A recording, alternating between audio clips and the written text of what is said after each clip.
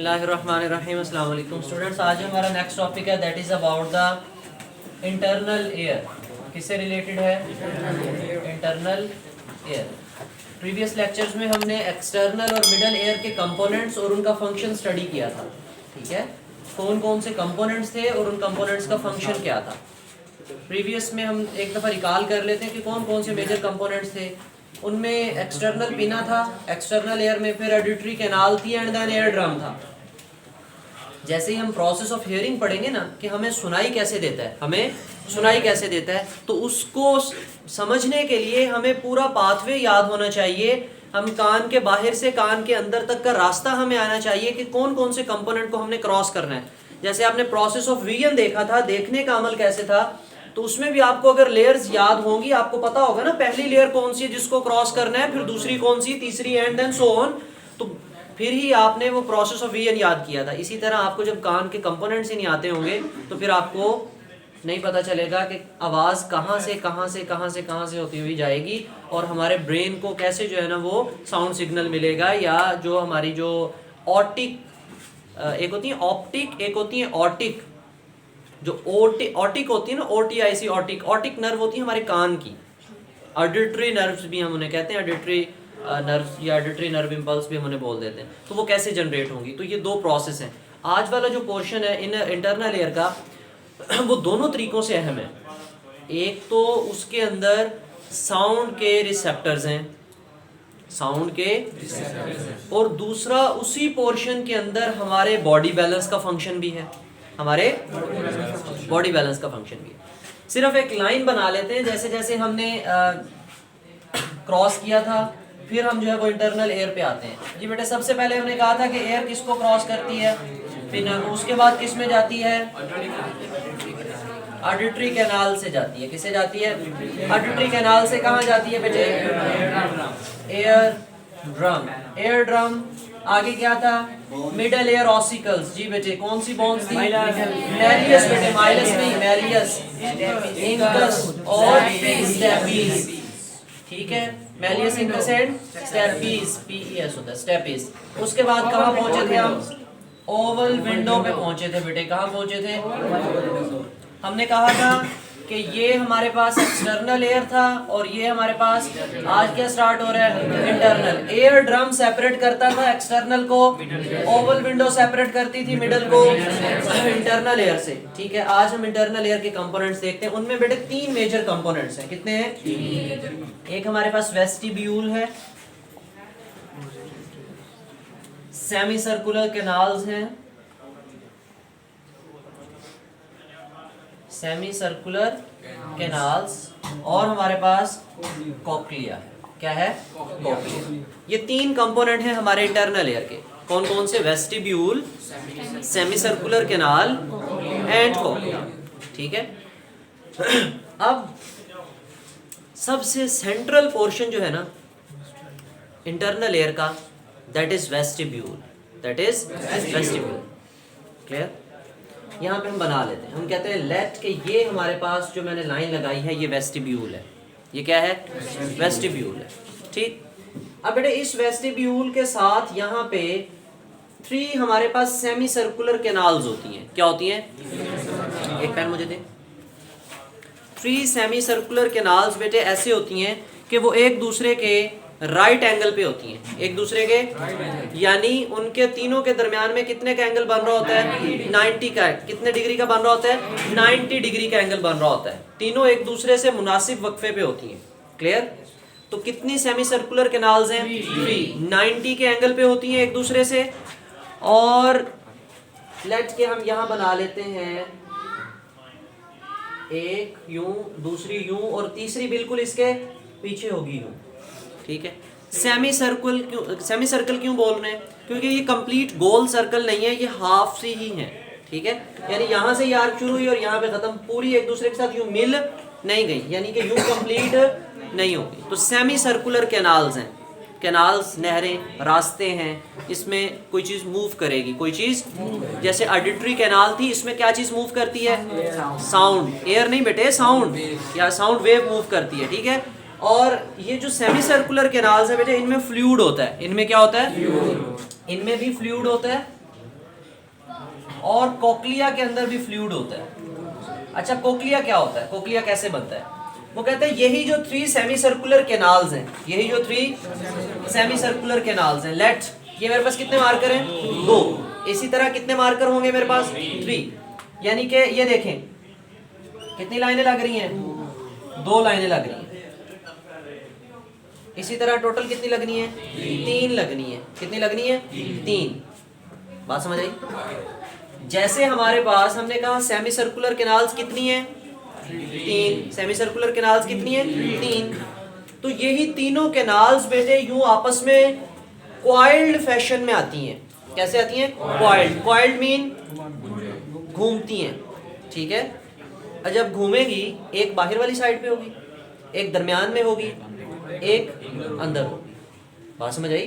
3 लाइनें हैं ना, यहाँ पे अगर मैं 3 लाइनें लगाऊं तो बेटा एक बाहर, एक दरमियान वाली और एक अंदर वाली साइड पे, ठीक है। अब यहाँ से जब हम जा रहे हैं तो आपको ये बाहर वाली लग रही है, ये अंदर वाली, ऐसा ही है ना, क्योंकि यहाँ पे 3 हो जाएंगी। अब यहाँ पे 2 नजर आ रही हैं आपको।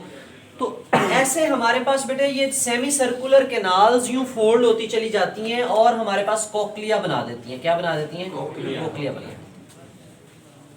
क्या बना देती हैं? कोक्लिया। क्लियर? अब जब हमने कल यहाँ पे हमने मिडल ईयर ख़त्म किया था, हमने कहा था एक ओवल विंडो है जिसके साथ कौन सी बोन अटैच है? स्टेपीज को हमने स्टिरअप का नाम दिया था। किसका नाम दिया था? स्टिरअप का नाम दिया था। और स्टिरअप की शेप भी मैंने आपको बताई थी कैसी होती है? डी शेप होती है। कैसी होती है? Basically D shape. जैसे आपने देखा हैंडल टाइप कोई चीज़, आप बस में सफ़र कर रहे हैं तो आपको देख रहे होते हो कि अगर खड़े होकर जा रहे हैं तो कोई हैंडल पकड़ने को मिल जाए, हैं, स्पीड हो या जो भी है। तो उसमें भी बिल्कुल ऐसे ही कि लेट के ये यूं होती है। यहाँ पे एक बोन है एनविल, और यहाँ पे हैमर लाइक बोन है यूं।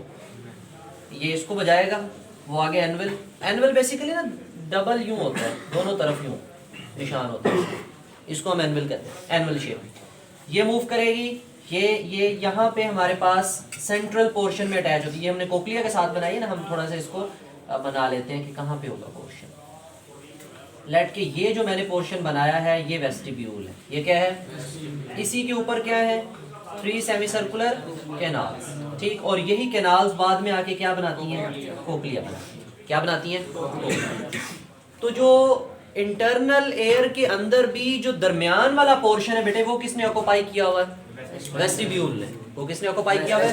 वेस्टिब्यूल ने, ठीक है। अच्छा, वेस्टिब्यूल से फिर 3 सेमी सर्कुलर कैनाल्स निकलती हैं, फिर उन्हीं को ही हमने बेंड करवा के कोक्लिया बना लेना है। और हमें पता है कि ये जो 3 सेमी सर्कुलर कैनाल्स और जो कोक्लिया है, इनमें फ्लूइड है। इनमें क्या है? उस फ्लूइड को हम कोक्लियल फ्लूइड का नाम देते हैं। क्या नाम देते हैं? बुक में नहीं लिखा हुआ, कोक्लियल फ्लूइड का नाम देते हैं। किसका नाम देते हैं? कोक्लियल फ्लूइड। यहाँ तक बात समझ आई?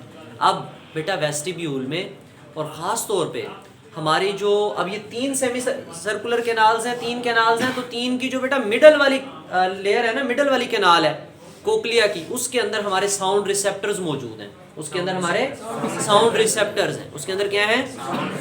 साउंड रिसेप्टर्स हैं। क्या है? Sound receptors. आपने कभी मिस्त्री को काम करते हुए देखा? वो जब उसके पास एक लेवल होता है, आपके पास स्केल्स में भी आता है, स्केल हो ना, उसके ऊपर भी सम टाइम उन्होंने वाटर फ्लूइड एक तरफ जमा किया होता है, तो वो स्केल एज आप उसको लेवल, मिस्त्री तो उसको लेवल बोलते हैं। क्या बोलते हैं? लेवल। वो एक तरफ अगर ऊंचा है तो वो पानी का लेवल देखते हैं कहाँ है, उसको सेट वगैरह करके जो है ना, वो उसको पूरा, अगर कहीं उन्होंने कोई भी चीज़ लेवल कर रहे हैं तो वो उस लेवल को रखते हैं। उसके अंदर पानी होता है, वो अंदर एयर बबल भी होता है, उसको देख रहे होते हैं कि ये कहाँ जा रहा है। एक्सपीरियंस किया होगा ना सब बच्चों ने? नहीं किया हो तो पानी की बोतल भर के उसको देख लेना, ठीक है। उसके अंदर भी थोड़ा सा कम भर लेना उसको, और फिर उसको टिल्ट करके देख लेना, उसके अंदर एयर बबल कभी इधर जा रहा होगा, कभी इधर जा रहा होगा। बिल्कुल ऐसे ही है। जब मैं अपने हेड की मोशन कर रहा हूँ ना, यूँ उन कैनाल्स में फ्लूइड मूव कर रहा है, उन कैनाल्स में फ्लूइड मूव कर रहा है, ठीक है।